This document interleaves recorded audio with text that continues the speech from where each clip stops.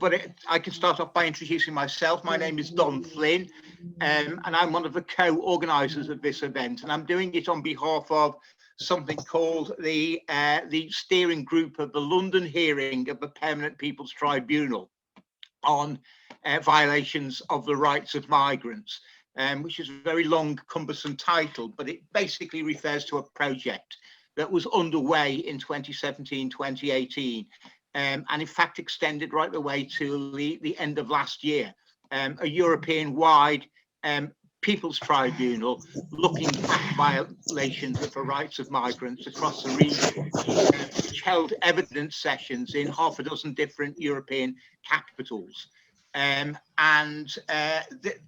Though this came to a conclusion with a very weighty report being published in 2019, the group of people who are involved in the project have committed themselves to coming together and continue to work on projects, particularly I think of a transnational nature, in order to carry on with the conversations and the work we did during that period.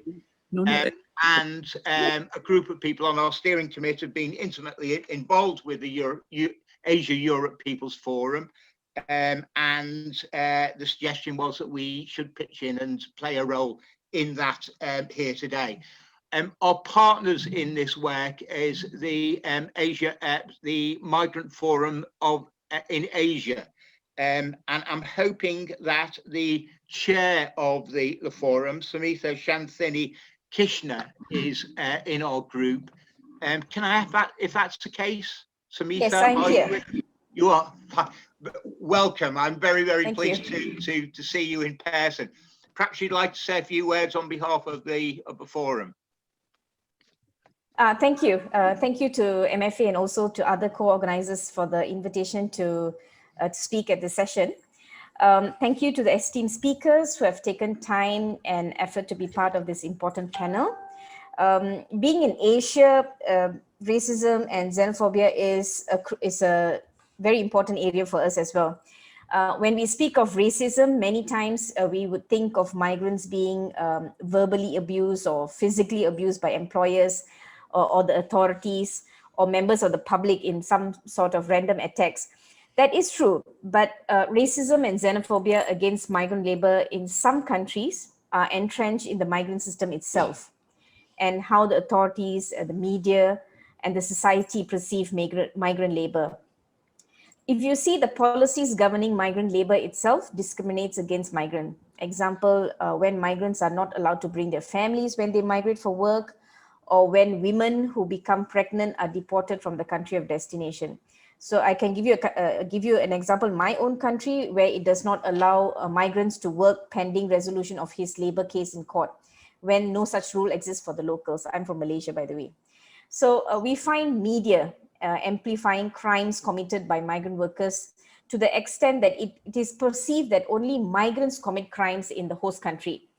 So again, in Malaysia, only 2% of the country crimes are committed by foreign nationals. The remaining 98% of the crimes are committed by locals. But the media will portray the crimes committed by migrants akin to some treason being committed, you know. And also racism and xenophobia has always existed against migrant labor. What the COVID pandemic has done is to aggravate the situation for migrants and amplify the discriminatory policies against migrants. So although migrants worked as frontliners and essential workers in essential sectors and high-risk sectors in many destination countries, some governments were very reluctant to include migrants in economic stimulus packages offered to keep business afloat. They didn't readily extend free screening and medical treatment for migrants, and even excluded migrants from national vaccination programs. So we saw governments like Singapore only looking into the plight of migrants during the pandemic when there was an outbreak in the dormitories. The Indian government sat back and watched as internal migrants made long, difficult and dangerous journeys on foot to their villages when cities were locked down. Malaysia, they saw it fit to detain and arrest migrants during the pandemic only to see COVID clusters emerging in detention centers. So a lot of lobbying and advocacy had to be done by civil society and intergovernmental organizations to push governments to do the right thing for migrants during the pandemic. So the question is, why must migrants be excluded from such essential services when they themselves risk their lives to provide their services to host countries during the pandemic? So why should migrants be treated differently in a pandemic when the virus doesn't choose the victim? So moving forward, we hope the panel is able to discuss how we can highlight the positive image of migrant workers, why racism and xenophobia has no place in modern society, and what can we as stakeholders do to change the negative narrative against migrants. So with that, I wish the panel a fruitful discussion. Thank you so much. Thank you so much, Samitha. That's a great opening, I think, for the session. And I'm so pleased to be working in partnership with Migrant Forum in Asia on this event. As far as we're now going to proceed by introducing the panel, and if I could just say a few words to explain what the logic is behind the panel.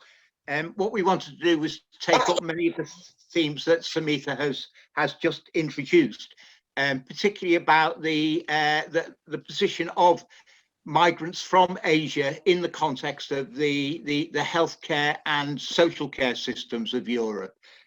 Which is particularly prominent, I think, here in the UK, having the National Health Service, where time and time again, the experience of frontline workers is basically the experience of workers from India and from the Philippines. These are the countries, along with others, who are right at the forefront of this.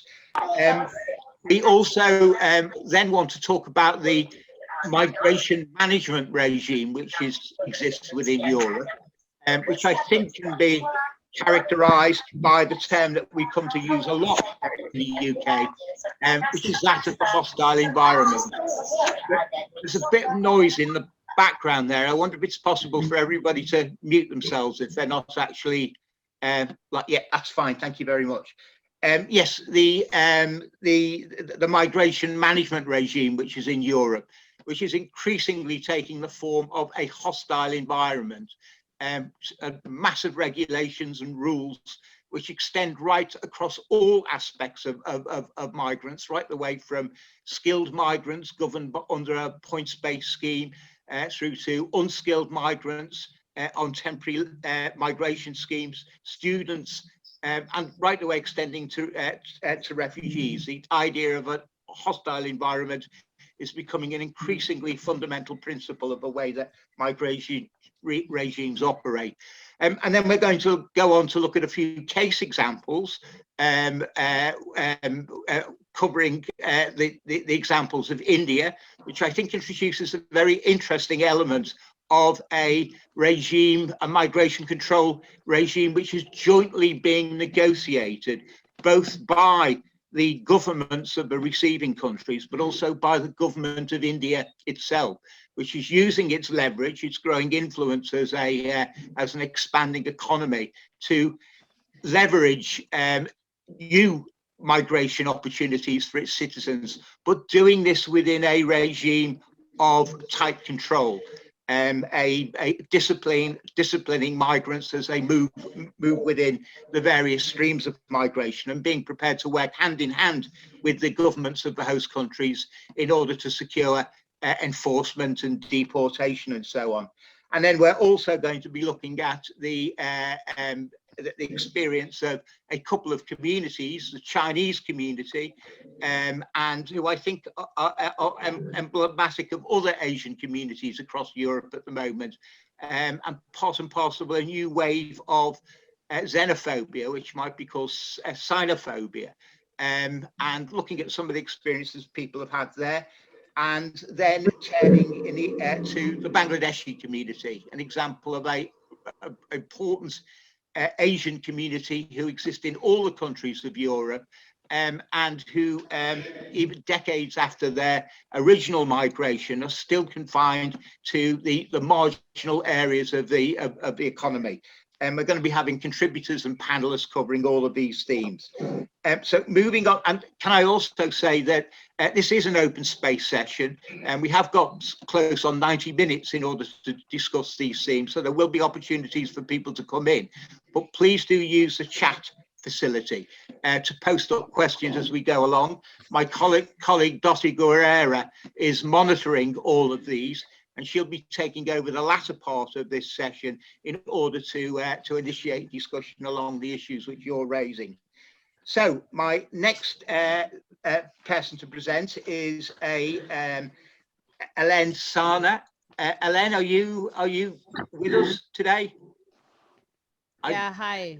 You are. Here, oh, great. Dawn. That's fantastic. Yeah, Ellen is the Executive Director of the Centre for Migrant Advocacy, which is an organisation based in the Philippines that works for the rights and welfare of Filipino migrant workers, one of the critical groups, as I've been saying, working in the healthcare and social care sectors, not just in the UK, but right the way across Europe. So, Ellen, we're very welcome, and we're looking forward to hearing from you. Thank you, Dawn. So should I make my first round of intervention now? Please do. Please do. Okay, thank you. I prepared my first round, so let me just go through it. So greetings to everyone. 40% or 107 million of the world's migrants are from Asia Pacific. 46 million of them migrate within the region of Asia Pacific and constitutes 43% of all migrants in the region, consisting of other nationalities as well.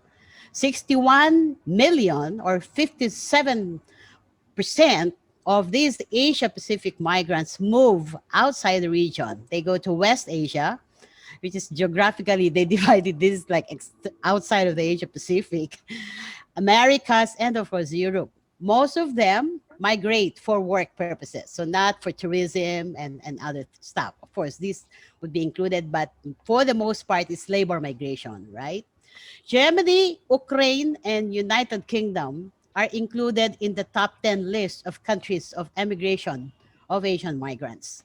Historically, Asian migration to Europe has been relatively small compared to migration, for example, to West Asia, even if Asians who must migrate would be quite interested to go to Europe, but cannot because of the very strict requirements for admission to what is referred to in Asia as Fortress Europe.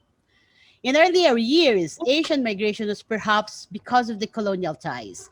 The more recent of which, for example, is Timorese going to Portugal and gaining access to the rest of Europe. A lot of them going to the UK as well. Marriage migration is another, where Asians marry Europeans.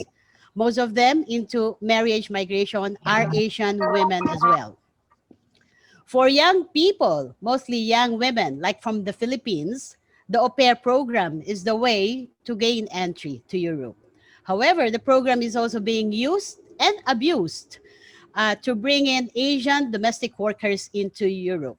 But the dominant form of migration for work in Europe is skilled migration, specifically of health workers and also care workers for aging Europe, like in Italy, UK, Spain, Greece. Europe has no choice but to open its doors to these migrant workers. The other migrant population from Asia is the seafaring sector, both as seafarers and fishers in European vessels, where abuse and exploitation, particularly in the fishing sector, is also prevalent. It must be noted that even prior to the pandemic, as Sumi was saying, the issue of racism, discrimination, xenophobia against Asian migrants globally has always been there, even in fact within Asia, but more so perhaps in so-called immigration countries where paths to citizenship is open to migrants, like in the US, Canada, Australia, and for sure in Europe. And this is true not only for migrant workers, but for Asian travelers to Europe generally. I remember a few years ago, our campaign in Europe, and perhaps Don and the others would remember this, Our campaign in Europe was against the EU directive towards migrant workers, which is very discriminatory and harsh or hostile towards the so-called low-skilled migrants and those who lose their status not of their own doing. So in the time of COVID-19 pandemic, as we say, the problems of migrants are magnified, and this includes resurgence of racism and xenophobia. In fact, during crisis situations like this pandemic, but also of wars, political conflicts, recessions, it becomes so easy to ignite hate speech, hate crimes against migrants, against minority population, and put the blame on everything to the migrant workers. What is quite interesting though in Europe is that Asian migrants are recruited and deployed into Europe as necessary workers, skilled workers in the healthcare sector, essential workers in the care sector, and the seafaring sector to fill in the acute vacancies. They are needed in these sectors, and yet they continue to be used as scapegoats for failure of governments to provide for the population.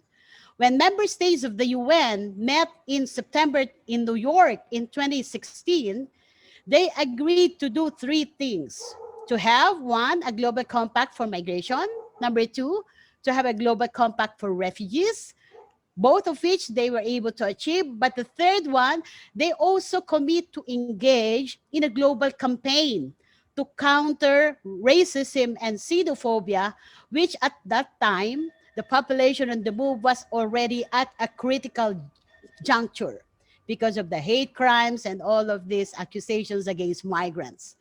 The two compacts were adopted, as I said, but it would be good to hear also, because apparently the campaign against racism and xenophobia has been left behind, or I don't know, but it would be good to hear from the UN about the progress on this. So maybe I would stop there, and then the second round, because the question is, are we going to see more migration post-COVID? And specifically for the Asians, and what do we need to do to change the situation? Or should I proceed?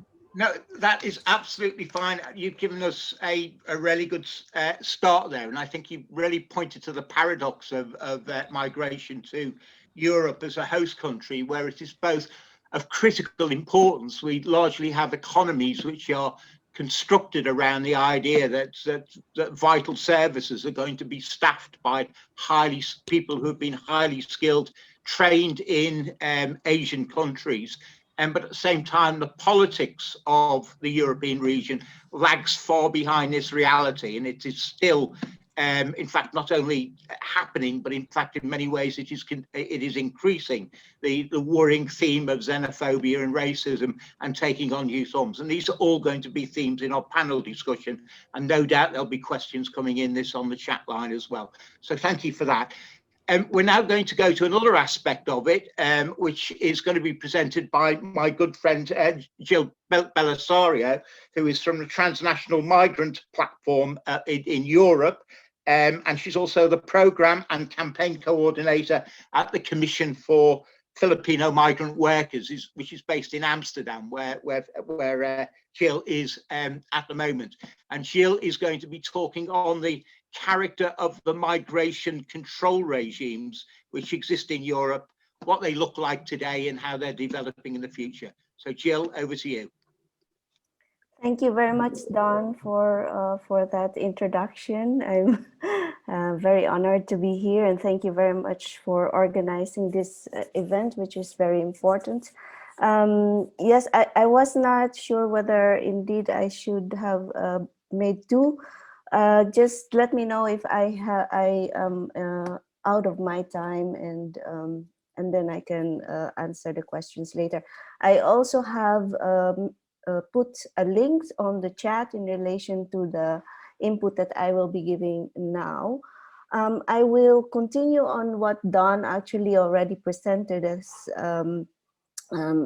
he said in his introduction that he's part of the PPT session, the working group PPT session that was held on hostile environment in London. And I was asked to give a more or less indeed an overarching view of how how the migration regime is being sorry, there is a lot of noise here, migration regime in Europe. So within like other regions in the world, we are in life-threatening grip of COVID-19. At the Europe Union's Agency for Fundamental Rights, FRA, stated in a report published on Wednesday, April 8, 2020, that COVID pandemic triggered an increase in racist and xenophobic incidents against people perceived to be of Chinese or Asian origin, including verbal insults, harassment, physical aggression, and online hate speech. In that report, they adding that such demographics in Europe have also faced discrimination accessing health services. So, for example, in UK, there were 300% more hate crimes reported in the first quarter in 2020, and we experienced also a lot of in a way here in the Netherlands, and reported as well more hate crimes in Germany and in Italy. Just last on the report is that it has when it was published, it did a consultation of researchers in across 27 EU member states that highlights that other threats for fundamental rights associated with areas ranging from social life, education, and freedom of movement, asylum, migration, which is actually not new, as Mita also mentioned in her input. In Europe, this year after year, we have been experiencing lots of construction against the movements of migrants and refugees. In our PPT hearings, actually, sorry, in our we see that actually is multiple this multiple and interrelated crisis is also part of the fact that the root causes of migration, the devastating extractivism and looting of resources by transnational corporations, and are enabled by neo-colonial system of trade and investment integral to EU and European government policies. For us who are living here in Europe, we are witnessing the worst times, the callous intensification and rolling out of necropolitics against migrants and refugee peoples in terms of in the name of Europe's security. We therefore actually have been engaged in the process with the Permanent People's Tribunal, where more than 500 movements, networks, and organizations have presented evidence and evidence on the widespread, sustained, and continuing violations of human rights of migrants and refugee peoples, their criminalization, and the criminalization of European citizens who are in solidarity and claiming human rights-based treatments of migrants and refugees as human beings. So actually within the PPT process, we have concluded that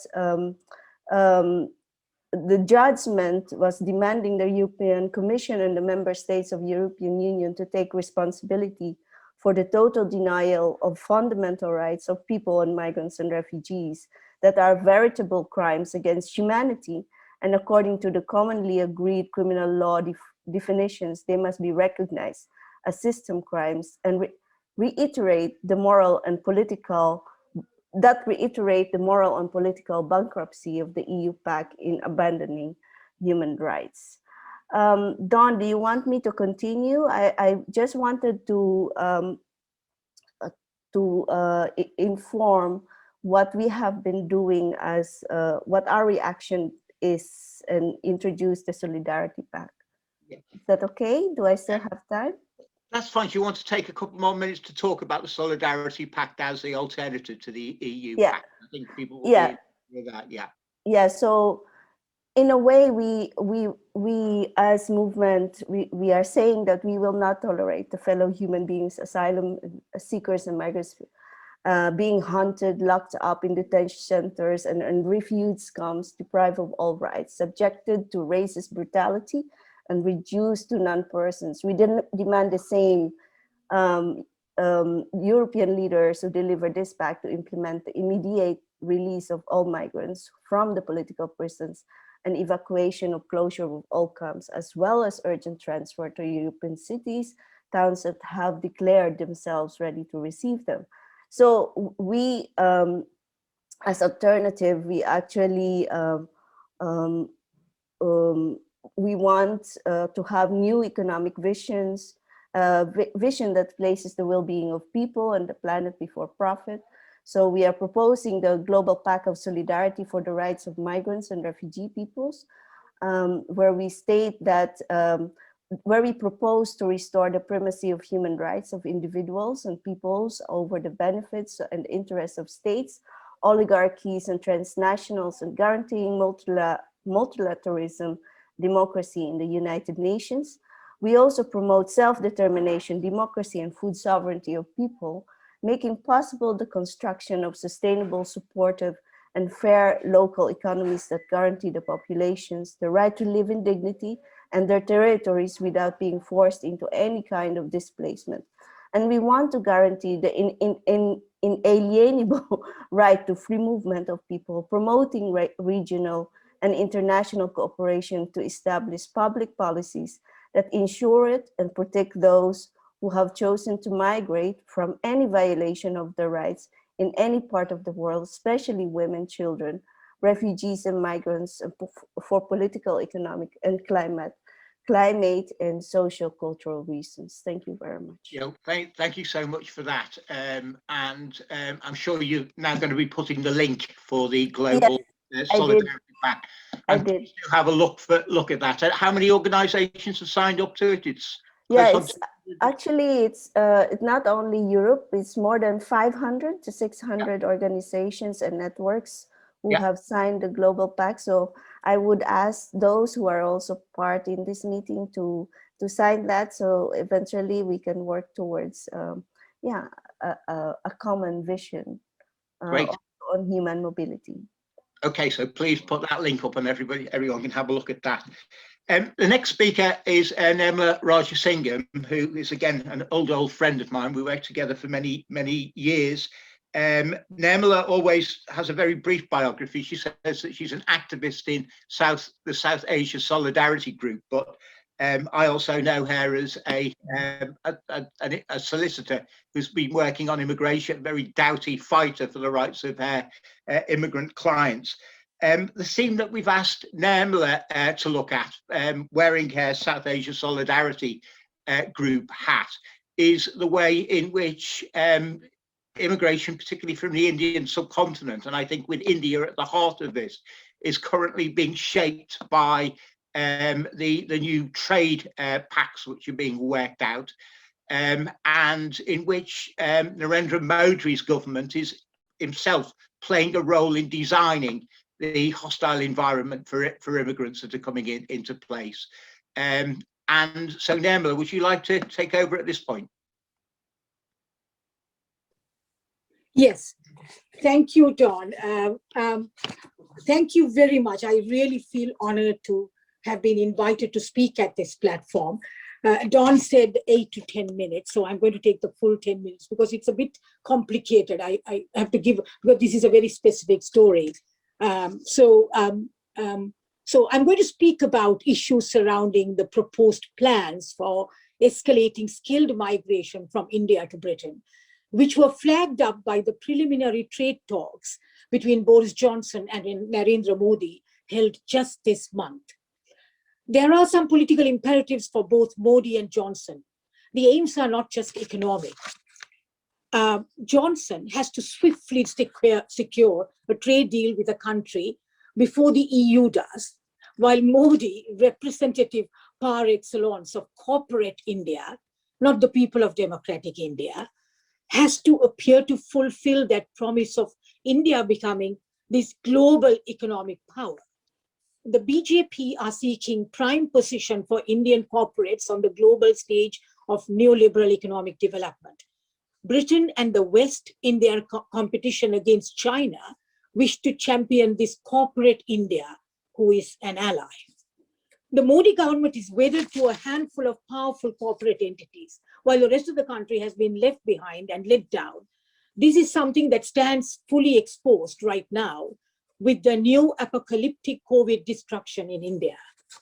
According to news reports, apart from arrangements for top Indian companies to set up offices here, such as the world's largest vaccine producer, the Indian Pharma Serum Institute, the director of which saw the pandemic as an opportunity to make super profits, within inverted commas, and Rishi Sunak, our chancellor, his father-in-law's company, Infosys, to set up offices here to create new British jobs.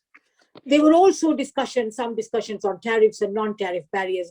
Mind you, this is very early stages for goods, but the most important thing for us is the chat on immigration. These trade talks are always about access for businesses, for economic opportunity, rather than prosperity for the people who are to migrate. Also, the movement of capital and corporate personnel at the very top has always happened seamlessly without much surveillance or controls. In 2019, Indian millionaires and corporate bosses invested in the UK more than any other nationality, apparently.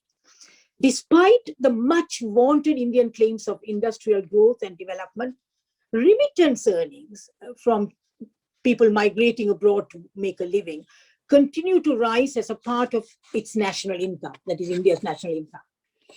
India, in particular, appears to have a glut of this middle level of skilled technical personnel, and maybe the Indian economy is not able to absorb them in a way that will give them the kind of social mobility they desire, so they look to migrate. Now comes the punchline that interests us as activists. In return for all this, the Indian government will take back all the Indian migrants who are here illegally, so-called illegally. This is huge. This process also has already begun, as we saw with the incident in Glasgow a couple of weeks ago, when the local community had to demonstrate and barricade and prevent the arrest of 2 Indian nationals. Mass deportation is always done with the complicity of the home country. And India is no exception. India will fully comply and is increasingly a part of such talks about trade and economic cooperation worldwide. Forced mass migration was begun during the colonial period, and along with the slave trade, large masses of indentured labor from India were taken all over the world to toil in plantations and mines. And there was also another tier of a burgeoning middle and mercantile class in India. And the colonial government took them around other colonies to provide middle-level clerical and business support to the colonial administration, particularly in Africa. And we see echoes of this. Similar patterns of such migrations are recurring even now. Much of what Modi and Johnson are talking about with regard to Indian skill migration is already underway with the introduction of the new post-Brexit immigration legislation and rules that came into effect in January 2021, just a few months ago, which ended free movement. Quite suddenly, we find in Britain that a large pool of freely moving labor workforce are no longer available, and Britain needs foreign workers to run the country. The flexibility of free movement is very good for workers' rights. That's gone. There is some liberalization of regulations for the highly skilled and skilled migrants in the new rules that's been kind of built in, which says that these highly skilled migrants can also move jobs. However, what is called low skill, within inverted commas, labor is completely removed from this new picture, including the large social care sector, to the dismay of public services departments in the UK. The migrants, the highly skilled migrants under the new point-based system, will be locked into a highly complicated grid-like structure through which they will have to navigate a complex set of rules around wage variables, shortage job list, salary threshold, STEM subjects, language tests, NHS surcharges, and evidential requirements and high fees. The salary thresholds give an idea of what they are expected to earn, such as a minimum of £20,800 in the UK to 25,000 or pound 10.10 an hour. I mean, these are hardly highly skilled migrant wages, I would imagine. And these skilled workers and professionals will become a pool of cheap workforce for the UK with irrational wage differentials. Some CEOs can make 70, 80,000 pounds, and then hotel managers will make as little as 25,000 pounds. Modi also wants a large number of students to come to the UK for further education, and this will prove lucrative for Britain. These migrants, believing that they are coming here on merit because their skills are needed, are in for a rude shock. Why? Let us look at the recent history of even a few months ago, or currently ongoing, of how Indian/Commonwealth highly skilled migrants and students were and are being treated here. Note the Court of Appeal ruling in the Balaji Gari case in 2019, where Home Office was ruled as acting unlawfully. Many of these highly skilled migrants had to resort to the courts and mount legal challenges to secure their rights as workers, because the Home Office deemed these highly qualified professionals from India had failed their English language test, or they were refused even when the tax office, the HMRC, was prepared to wait for further financial documentation, which is normal with local businesses on their tax returns, but the Home Office was not. Home Office got tax years and accounting years wrong, mixed up. When there were some minor discrepancies or misunderstandings, the migrants were accused of lying on their applications. Could I ask if you could draw to a conclusion? I'm going to very soon, please, very soon. Okay. Just give me. And maybe even money laundering. To under Section 3225 of the General Rules of Refusal, deeming them criminals and a national security threat. And even inferring that the migrants' character and conduct, again under the same provision, immigration rule provision, to make them undesirable to be allowed to live in the UK. Professional workers such as teachers, doctors, scientists, lost jobs, became homeless and destitute, and were not allowed to use the NHS, while the Home Office and the courts considered their challenges, even though they had been here for 10 years and had families and had built lives. Let me just, I just want to make just one last thing. The British economy needs and can absorb these migrants. But the main problem with all of this is that they have to contend with the British Home Office, within which the ethos of the hostile environment still flourishes. The defining aim is to make people leave, so the default practice is to find ways to refuse applications. This racist ideology and approach seeks to deter and refuse all applications or make it absolutely difficult. So even though other sectors of the British state want migrants to come here to use them as workers, cheap workers, the Home Office is a big block, and the Home Office is not likely to change under people like Priti Patel. One last thing about I just want to say about the mass deportations is that India will be complicit in this, in taking back these people. And who are these people? India is no longer, not the kind of democracy as it is reputed to be. The Modi government has become extremely authoritarian, and at the helm of affairs at the top is a Hindu supremacist leadership that is targeting minorities, Dalits, political dissidents from all walks of life, trade unionists, etc., human rights activists. People are thrown into prison at will and on spurious charges. And under this climate, there will be people fleeing the country, especially after the current COVID pandemic destruction and the downturn in the economy. There will be people leaving, fleeing to escape deprivation and persecution. And these people will be deemed, and they will be here as an illegal population. And the British government and the Modi government will join forces together to facilitate these mass deportations. So as activists, we have to look into this in greater detail. Thank you very much. Thank you, Neville. And my apologies for coming in and interrupting you there. We gave you a huge brief to cover, and I always feel embarrassed to have to dive in and say, could you please sum up? But the final point that you made there, I think, ought to be ringing in everybody's ears. When we look to the global system of immigration control that's being constructed at the moment, this is a joint enterprise. It is something that is being written by the elites, both in the receiving countries, in Europe, in North America, and other places, but also by what are traditionally the sending countries, as the elites from those countries are attempting to negotiate their way into global capitalism, into the neoliberal system. Then between them, they are working out a system of the management of migration, and it is going to be repressive. It is going to deny rights to ordinary migrants and refugees. That's a really critical, important point, I think. And I've now got the opportunity to bring in another person who I've worked with for a long time, Dennis Wong, who is an IT professional who works both in the UK and across East Asia. But I also know him very well from his activity within the Chinese communities in Southampton.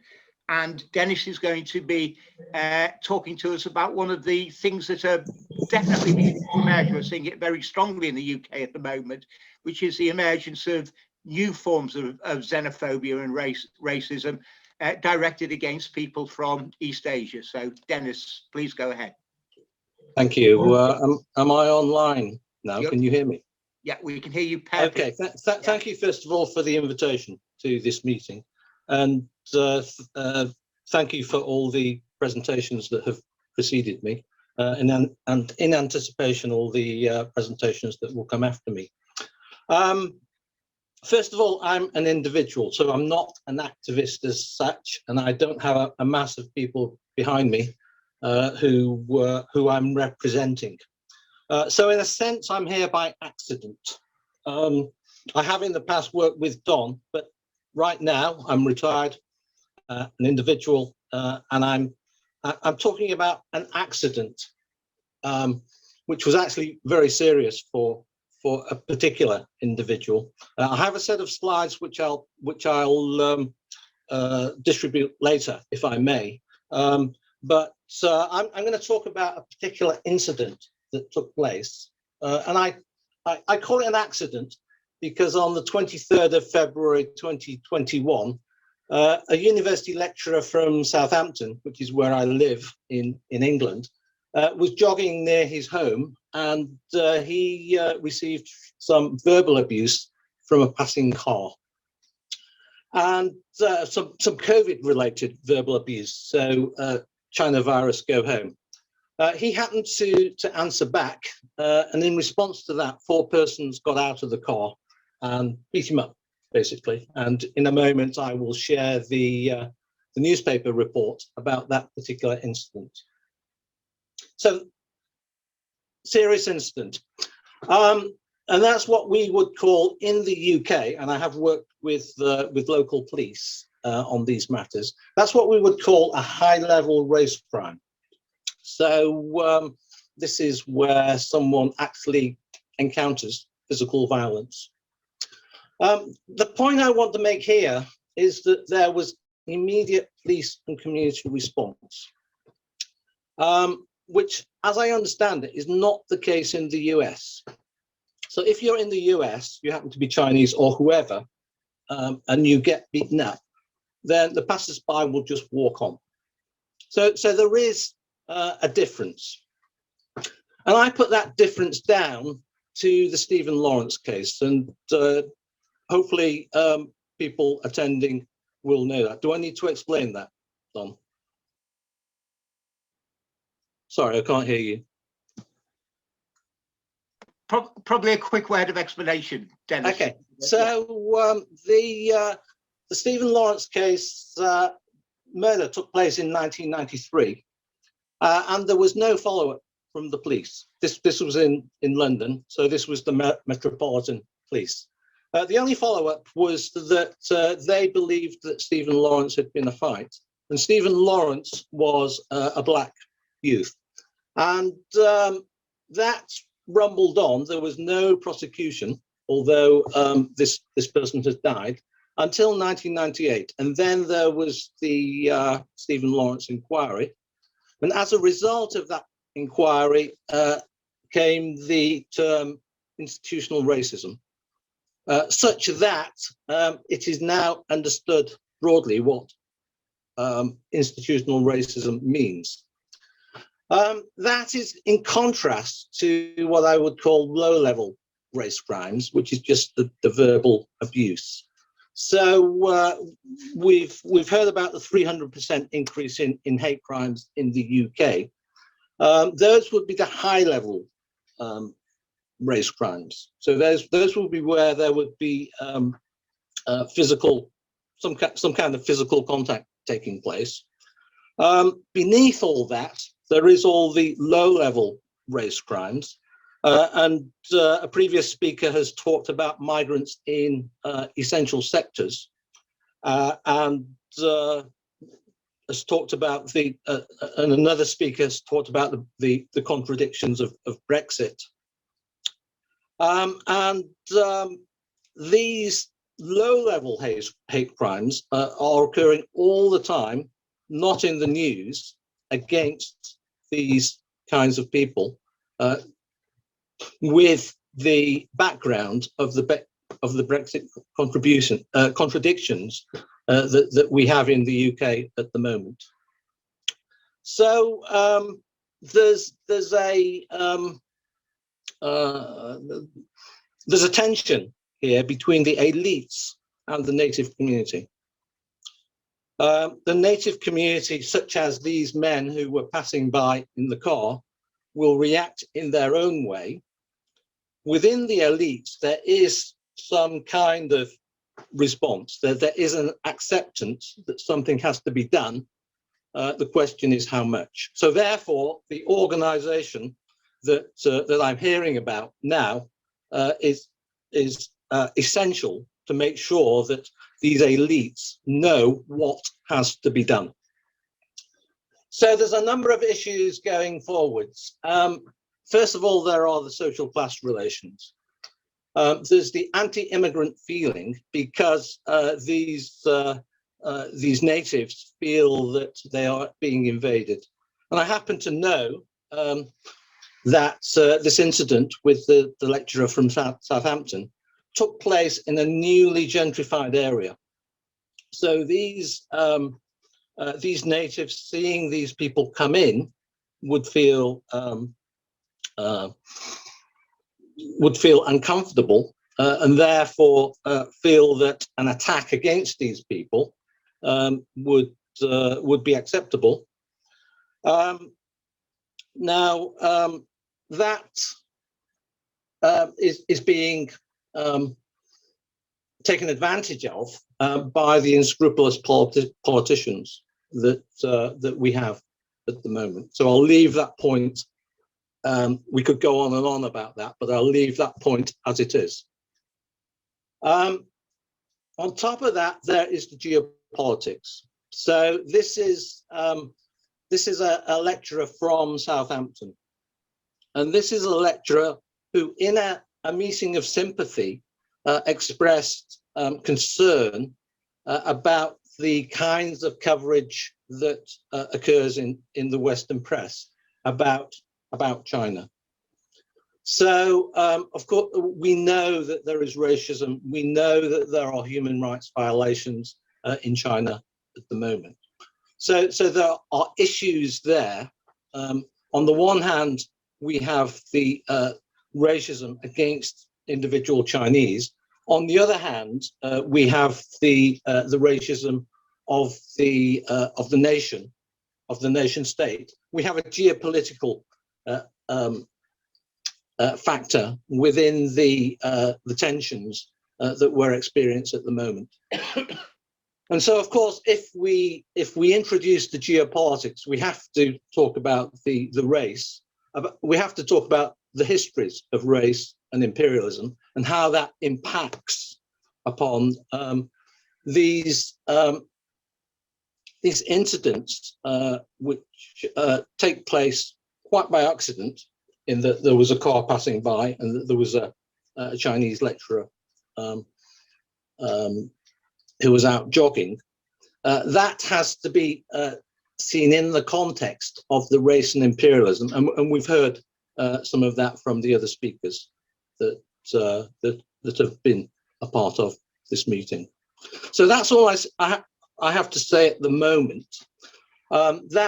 So I'm just offering a different point of view here, which I hope will supplement the other points of view that are being offered by the other speakers. So thank you very much for the opportunity to speak at this meeting.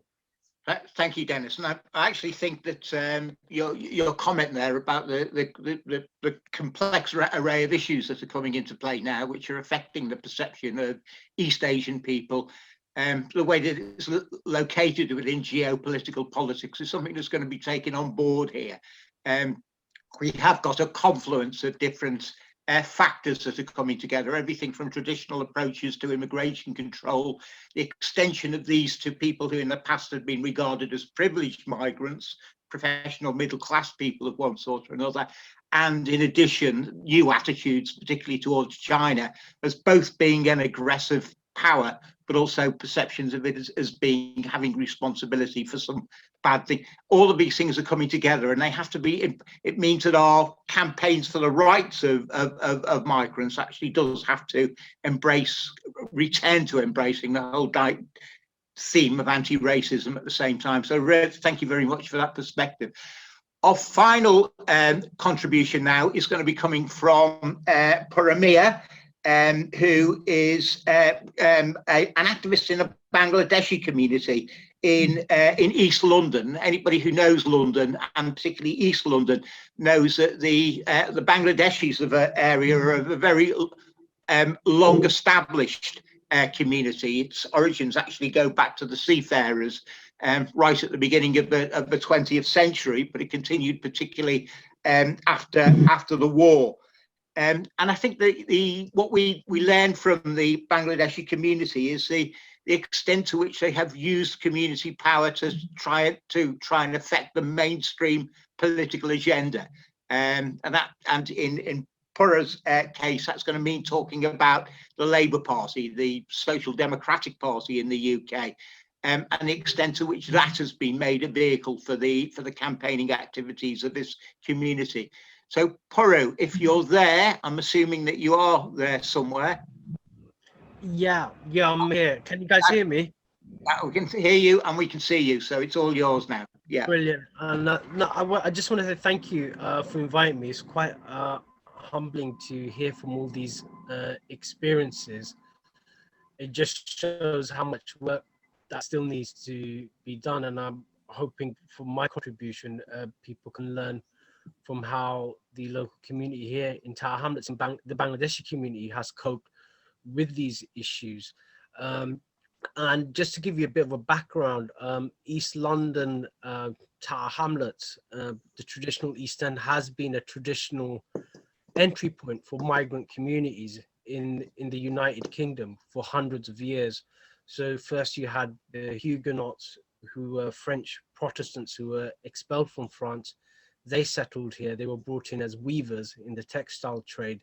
And then you had sort of like East Europe, you had Irish community and also the East European Jewish community. And then after the war, you had a lot of Bangladeshi migration, and we still have new migrations coming in. So in Tower Hamlets, we've got the Chinese embassy moving in to Tower Hamlets. And again, we're having a lot of discussions about that. And also there's discussions about the Hong Kong Chinese community moving in as well. And there's been a lot of investments, etc., in the area by Hong Kong Chinese, and we're expecting a large migration from Hong Kong as well. So the cycle continues, so to speak. But with the Bangladeshi community, we were, again, just to pick up what Dennis was saying, it was a bit of an accident in the sense that it wasn't a politically active community. And then it was because of the racist attacks that happened. In particular, there was a murder of a worker, Al Tabali, that sort of like galvanized the migrant community here, and and basically said we had no choice but to organize and to basically fight back. And one of the means of organizing was organizing through the local Labour Party. So what happened in the 70s and the 80s was the local Labour Party wouldn't allow Bangladeshis to apply to the Labour Party. They would say that the Labour Party was full, kind of. So if anybody applied, the application would disappear and they would say that the Labour Party was full. And then in the end, what happened was the local Bangladeshi community had to put up an independent candidate and defeat the Labour Party in local election. And then the next day, phone calls came from the Labour Party asking people to apply and all the application of the process. So it's been a very ongoing struggle to get that representation within the Labour Party. But once we basically got involved in politics, slowly getting the policies changed, etc., mitigating some of the effects. So you might have a national government. So in the 80s, we had the Margaret Thatcher right-wing government. To mitigate a lot of the harsh immigration policies, the local Bangladeshi community got involved in local politics through the local Labour Party, through the local council, and brought in policies to mitigate a lot of the harsh immigration policies. So one of the things they did to mitigate was to fund cultural programs like something called the Community Language Service. So you have families from a migrant background, the families are coming in, the children are coming in. So the idea was if the children learned the language that was spoken at home, they could use that skill to learn English and advance in education, and that was proven. So we were one of the first places to set up a community language service, not just for the Bangladeshi community, but also for the Chinese community, and other communities benefited from it. And we still have those schools even today in Tower Hamlets. So it's these kind of, you just have to politically organize to get things done. It's not something that migrant communities or migrant laborers expect to do, but I think given the current climate and given the direction of the current government, the way they are going, migrant communities don't have a choice but to politically organize and also to build alliances as well, sort of like with more older established migrant communities. So I just want to give an example of the Bangladeshi community. When they came here, you had an established East European Jewish community, and they joined forces, they joined links and with the Jewish community to sort of like get services and also to sort of like work together to push some of the issues. But there's also new ways of organizing as well, and just to create a wider definition of political activism. You do have the Labour Party, but there's cultural and new technology ways of organizing. One of the things that I want to bring up is sort of like community language or community media. So the Bangladeshi community has been very good at establishing its own community channels and using those TV channels or satellite channels to actually highlight issues and to pressure politicians into basically taking up those issues. So you have a local channel called Channel S, which is quite popular. Regularly, whenever there's an issue regarding the Bangladeshi community or a migrant issue, they would highlight it in their news channel and then force politicians to come to the TV program and address the issue. And they would use the TV channel as a campaigning issue on various issues that affect migrant laborers or migrant communities, especially in the Bangladeshi community. And they've also used the TV channel to reach out to Bangladeshi migrant communities in Europe as well. So although in the United Kingdom, we've had a very sort of like an established community. Recently, in recent decades, you've had the Bangladeshi community coming into places like Italy, Spain, and France, and the TV channel was used as a means of mobilizing, connecting those communities together, and also enabling them to fundraise for campaigns as well. So there'd be a campaign in France, or there'd be a campaign in Spain. They would come on the TV channel, highlight that, and then people, activists from the UK, they would have a fundraiser, would fund those campaigns to get those issues sorted out, and also sharing ideas as well. So it's, yes, you have organizing of joining traditionally a local political party and highlighting it, but political organizing on a wider level using culture and media to sort of like supplement that support, and to basically highlight those issues. So it's something that we've done as a local Bangladeshi community, but it's something that can be replicated by other migrant communities as well. And unfortunately, this cycle of scapegoating migrants is going to continue, because there's so much political dividend that could be made out. If you're right-wing government, an authoritarian government, you have failed economic policies, it's much easier to scapegoat a silent migrant community that can't fight back, to basically blame it on them and get the political dividend. And just to pick up what Dennis has said, we have picked up locally a Sinophobia, kind of increased prejudice towards the Chinese community. So the debate around the Chinese embassy moving into the area has been picked up by right-wing political groups to basically attack the Chinese government and generally the Chinese community as a threat, sort of ish. And we have picked that up locally, and that is going to continue. And I think solidarity with Dennis and the East Asian community, but we need to build alliances to basically combat that. That there needs to be a distinction between the policies of a government and the people.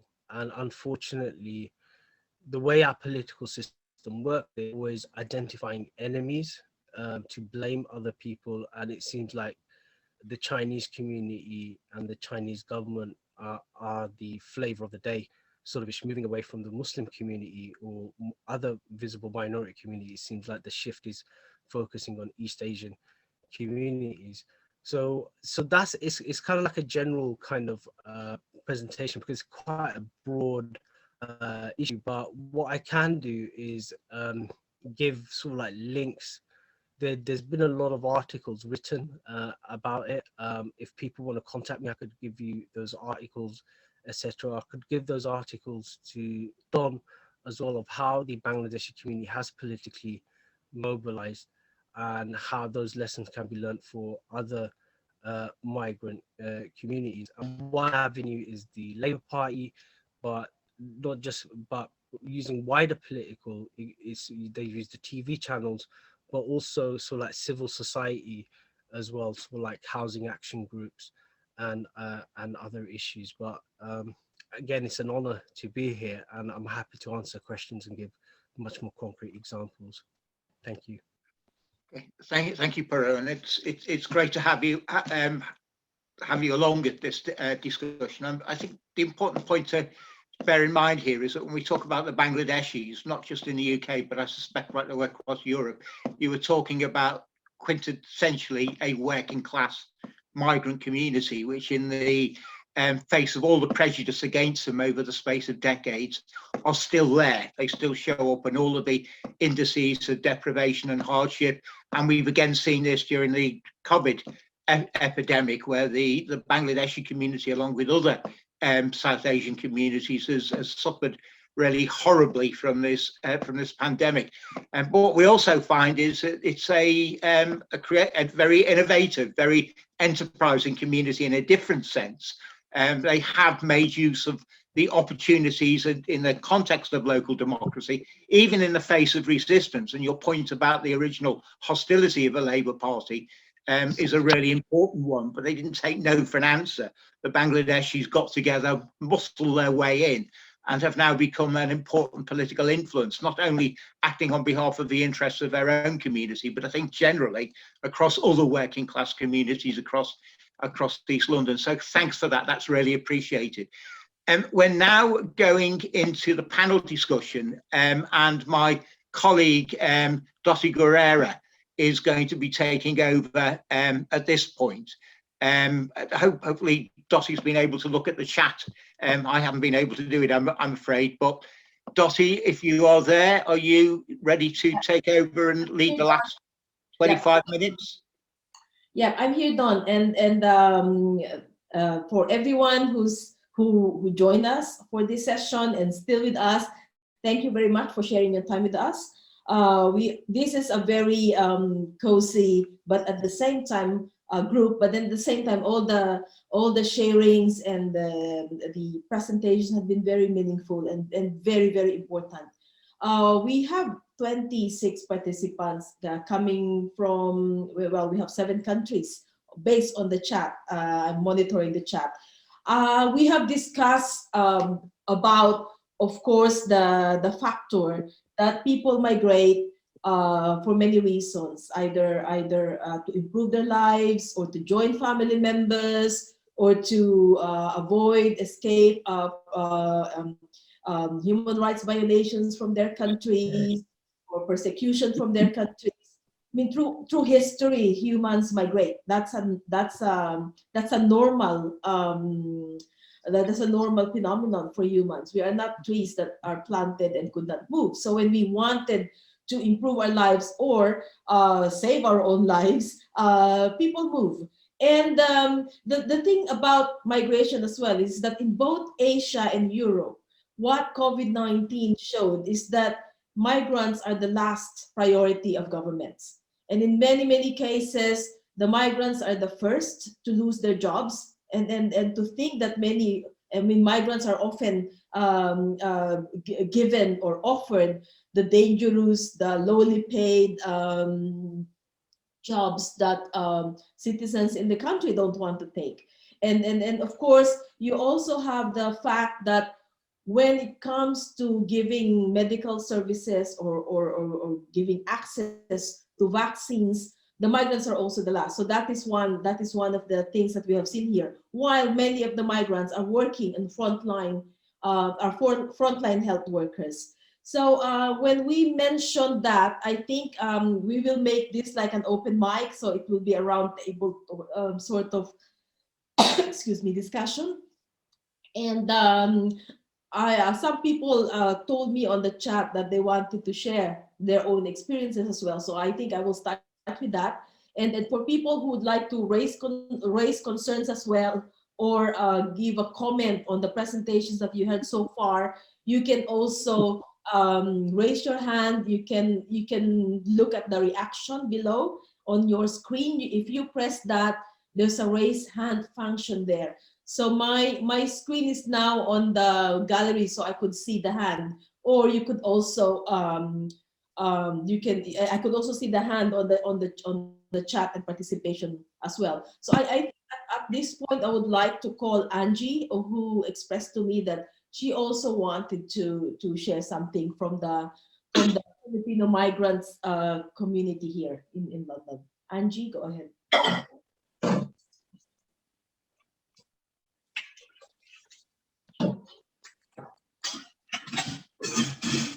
Please unmute yourself. And for those who are not yet speaking, please please mute yourselves. Angie, please unmute. Mei Cheng, can you unmute your mic, please?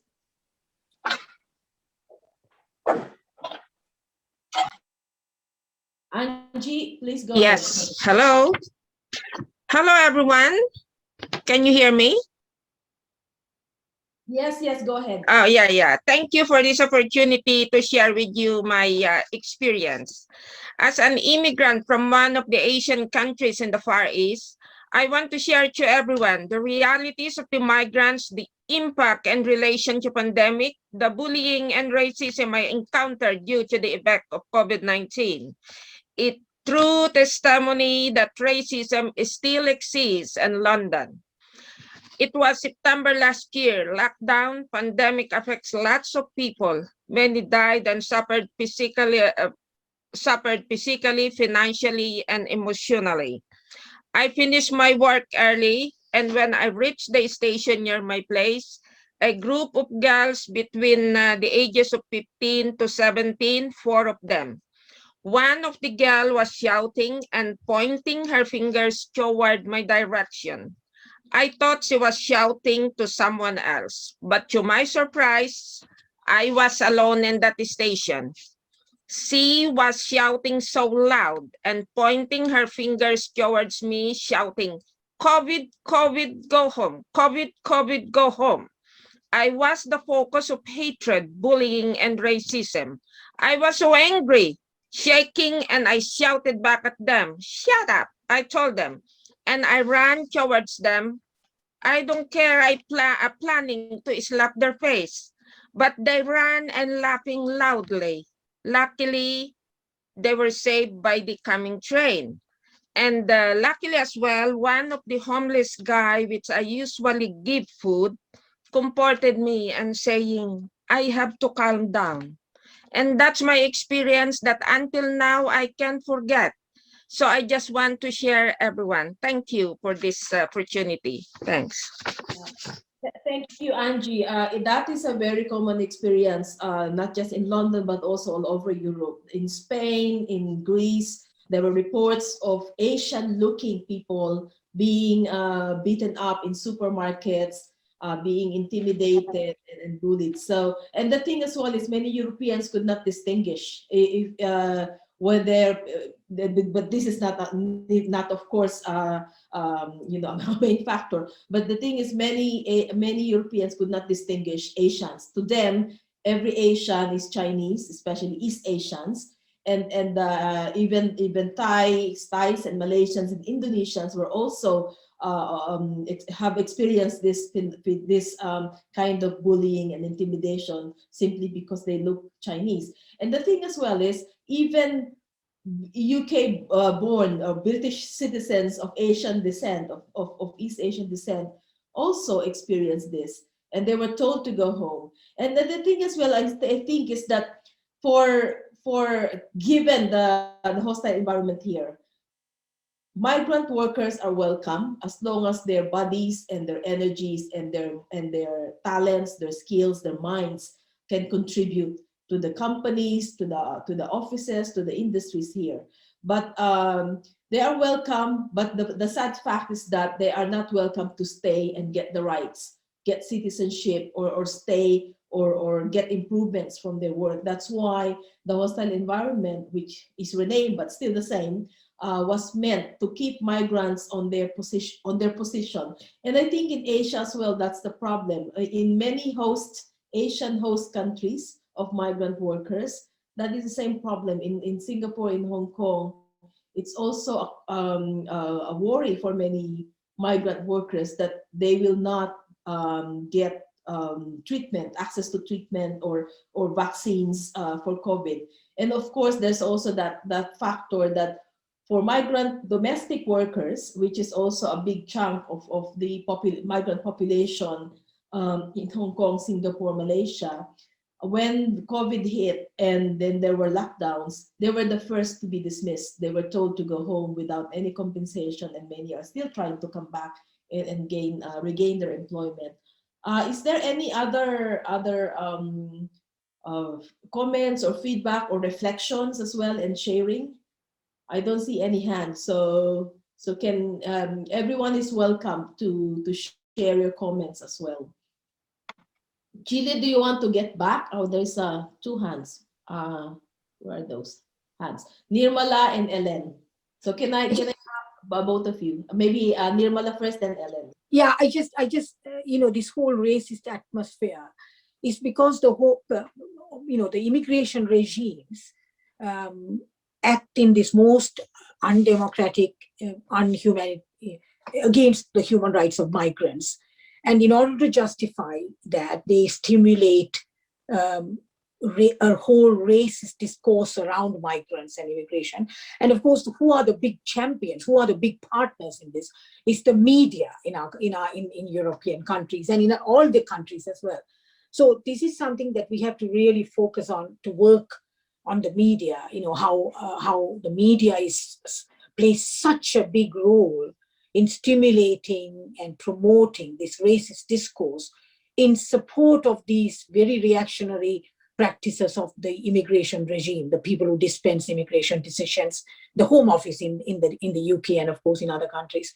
So the right-wing media mostly, but even the liberal media is not very good on this, on dealing with migrations. It's always the case of too many people have come, or British jobs are being taken away. I mean, these highly skilled migrants or any migrants, the care sector, they are being invited here to come because Britain needs them. Europe needs these people. That's why they are part of the trade talks. But then once they come here, they are taking British jobs. And I just want to say that Priti Patel had said that 8.5 million people, idle British people who are on benefits can be filling the gaps.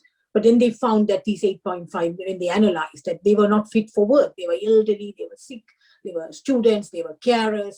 That's what comprised of it. So Britain needs these people to come. But then once they are here, there's a huge media onslaught on British jobs being taken away. And these people are coming and polluting our British white community. White supremacy, but that's what it's all about, yes. Okay, thank you, Nirmala. Ellen? Yeah, just to add to Nirmala's intervention, and maybe also from earlier's message of Sumi from Malaysia, that okay, also because Don mentioned that the question is if we will be seeing more migration or migration to continue post COVID. We say it will continue to it will continue, and particularly for Europe, it will continue, and it is on the basis of the demand from Europe. So that's the difference, no? Because Fortress Europe is very difficult to be admitted. Then, for the most part, those who are able to get in, it is because they are needed, as colleagues have been saying, no? So that's one. But then it cannot be the old order where migrants have to be always getting the short end of the bargain. Yeah. So to do that, to change the situation, I think at our level we can do a lot of things. Information and education, massive information and education in Europe, to know that of the enormous contribution of migrants, like the Asian migrants, to Europe's development. It must be recognized, and for Europe to know and appreciate their neighbors. We are neighbors, for example. We are neighbors of Europe. Asian people are neighbors of Europe. We need to conduct information and education work to the general population there that depicts the real Asians. The real Asians are the ones who help them out, the frontliners in the medical, in the healthcare delivery system, the ones who bail out the governments for their failure to provide adequately for the welfare and care of the elderly, the children, and the people with disability in Europe. They are not, or the Asian migrants are not the ones who steal their jobs. So because they are, it becomes very easy to be the scapegoats for the failure of the governments in Europe. The scapegoats are always the migrants, and I think this is not the way to go about, especially as we try to build back better. So thank you.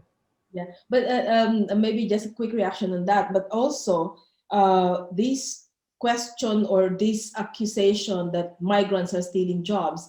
I live in Kent. This is where all the fruit plantations are, not plantations, orchards are.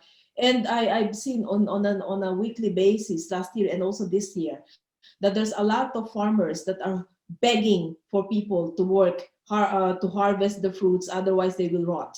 So the thing is, this is also one common thing within Europe. Those who feed us, those who produce, who harvest, who pack, who distributes, who deliver the food are mostly migrants. So without the migrants, we will all go hungry here, because no one will do the agricultural work, the packing, the retail, and the delivery. So that is an important thing that was highlighted with this COVID pandemic, because while we're all isolating and staying at home, it was the migrants who continue cleaning the streets, collecting the garbage, bringing food, delivering services, and yet they are marginalized. So Julie, I see your hand, your floor now. Thank you, Dati. Yes, I agree with you on the fact that stating that the feasibility that it has given mechanisms that were already there actually towards exploitation of labor of migrants and refugees, but now being sharpened by the COVID and more expressed more. But I wanted to put another challenge actually. Within TMPE, we see that it's not only the media or the politicians whom we also have to engage with and to actually promote our another kind of narrative, but also to other social movements. No, actually, the Asia Europe People's Forum is a good example of that, where other movements are who are also there and putting forward another vision of a different world. I think that is the very first important, and therefore we really want to ask people to look at our proposal on solidarity pack, and try together to go beyond this categorization, this administrative categorization of being a migrant, being a refugee, being undocumented, and to look together for a vision where mobility is available for all people, and access to rights, and seeing migrants and refugees as protagonists, self-articulators of experience, and are actually significantly not only on economic level, but also social, cultural, and political level, contributing to our society. So yeah, there is not only, I want to say, not only in the level of media, but also on the level of getting together as social movements and having a vision with inclusion of human rights of migrants and refugees. I actually wanted to, since I don't see any hand yet, to raise a question to all the panelists. Most countries in Europe are now discussing about a vaccine passport, or the a kind of another paper. So apart from visas to move around, there is also a second sort of paper that people had to show, that to move between Europe and also from the UK to the rest of continental Europe, the politicians are asking about, or discussing and debating about these vaccine passports, that if you are already vaccinated, then you can travel. And this is another form of discrimination that will impact many migrants, because many migrants, as I mentioned earlier, are last in line when it comes to getting the vaccines. So that means when it comes to this is another impingement on their rights. Because if they don't have the COVID papers that they're vaccinated, and to prove that they're vaccinated, it will be difficult for them to travel around Europe. And I'm not sure if that is also the same case in Asia, considering that in developing countries, the rollout of vaccines is very, very little. Our paper in Global Justice Now is that in the richer country, in the West, 1 vaccination per second is happening in terms of the population, while the rest of the world is having like 3% of vaccination. So that's another apartheid, the vaccine apartheid. Any comment on that? And then maybe, oh, I'm saying, sorry, I'm not looking at the time, but maybe we can have a 5-minute adjustment and and then I'll give it back to Dawn. Ellen? Yeah, I think, of course, for example, in Asia, this whole vaccine passport is also being discussed here, even in the Philippines, right? Yeah, and of course, the context of that is because COVID infects, right? So you don't want to infect yourself and to infect the others. So if you are moving about, then there is already vaccine. Then they think that the better way is not to do just to do the swab test, but to have the vaccine. But as you said, for example, in Hong Kong, this is becoming an issue. It should be like something that we will should welcome, but the underlying issue there is all the migrants are being mandated to do the vaccine, but then if they cannot, or it's both the vaccine and the swab test, if they're found out to be positive, then it becomes a ground for deportation. So I think it's that. And then of course, if you are not vaccinated, then of course it's actually that you are not. It's both a requirement to leave your country of origin, and of course another requirement when you reach the destination country. And again, if the argument is the migrants, for the most part, many of the migrants, they move from one place to another because they are needed, then the countries, both origin and destination, should be the ones making the arrangement and not really passing on the burden on the migrants. But unfortunately, in the case specifically of Europe, where they would classify people on the basis of their skills. If you are a skilled worker, you are treated VIP. But if you are low skilled, and that will also be very subjective, what is low skilled, then you have to take care of your own. And that's again is something that is problematic to us. You know, again, this whole point of, but you are the ones dictating that we should go there. The Europeans don't want very stressful work that pay very low wages. So we go, and yet all the burdens, of staying there would be on the migrants. So I think that's not fair in the first place. Yeah. Okay. I think I will give the hosting, the moderating now back to Dawn. Just last one point in the UK, and I'm not sure if this is also the case in other countries.